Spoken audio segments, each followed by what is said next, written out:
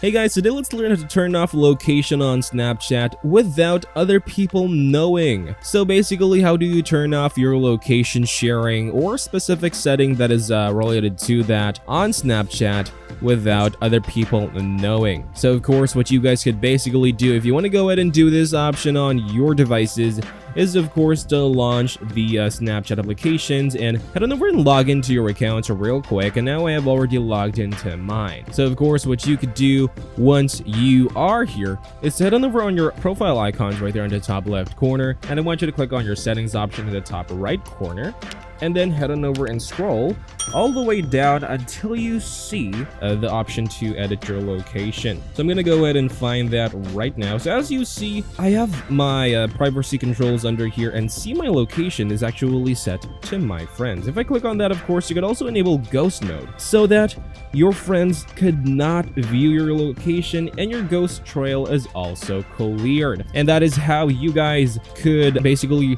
turn off your location on Snapchat and not allow any other person to view your location. And that's all to this video, guys. Thank you guys for watching this video. I'll see you guys in the next one.